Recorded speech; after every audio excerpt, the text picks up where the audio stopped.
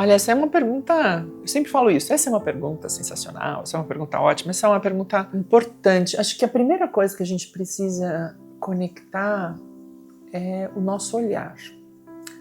Acho que a primeira coisa que a gente precisa estabelecer é uma conexão entre humanos. Gente gosta de gente.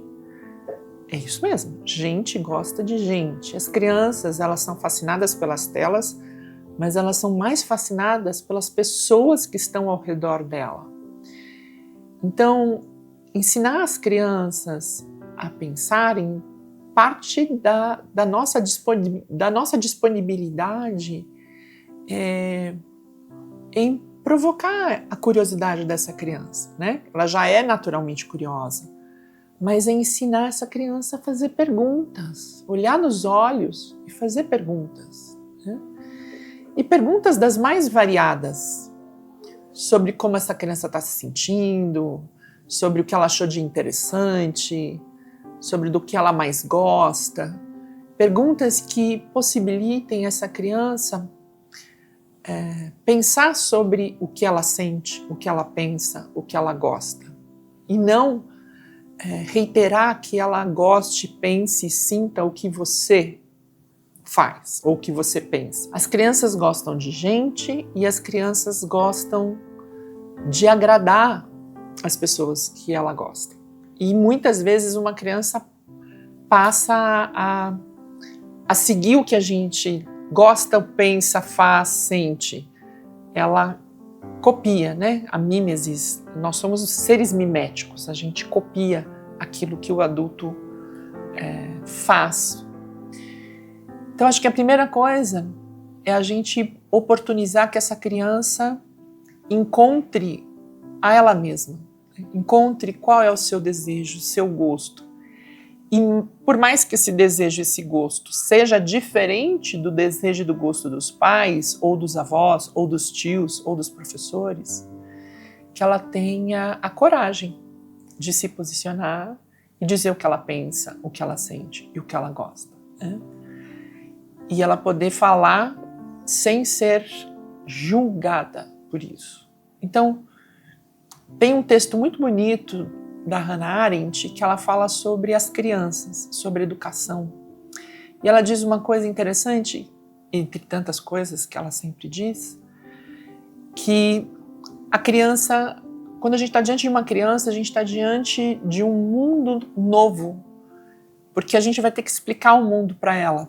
E quando a gente faz isso, a gente também revisita essas respostas e esses questionamentos para a gente mesmo.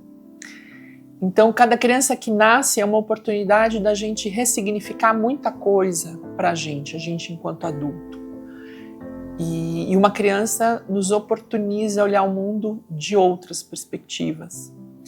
E a gente precisa ajudar essa criança também a dizer sobre o mundo que ela vê, a pensar sobre o mundo que ela está inserida.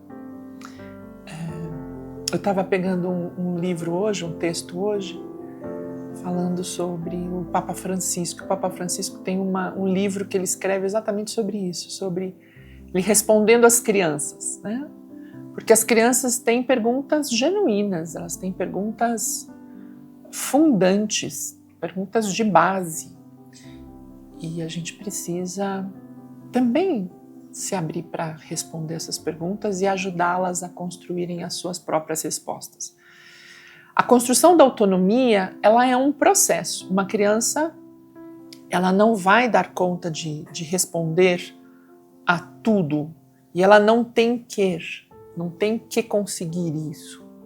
Mas ela precisa ter a oportunidade de se lançar nesse mundo do questionamento, né, da dúvida. Perceber primeiro que uma resposta nunca é definitiva, que a gente pode reconsiderar as respostas que a gente dá. Então a gente pode dizer que algumas respostas elas foram definidas num determinado momento e às vezes a gente muda e as coisas acontecem, a gente revisita aquilo que a gente respondeu e tudo bem a gente mudar de resposta. E tudo bem a gente revisitar e corrigir de repente o nosso pensamento.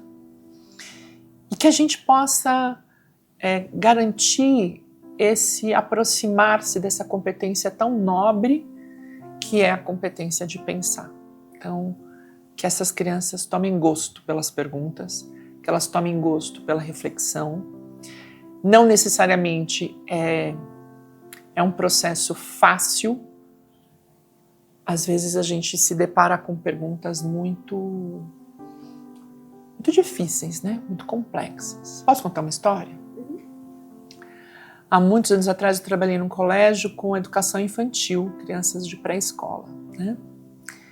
E uma das questões fundamentais era essa, né? Como que uma criança tão pequena pode fazer perguntas e questionamentos sobre algo tão abstrato como a filosofia.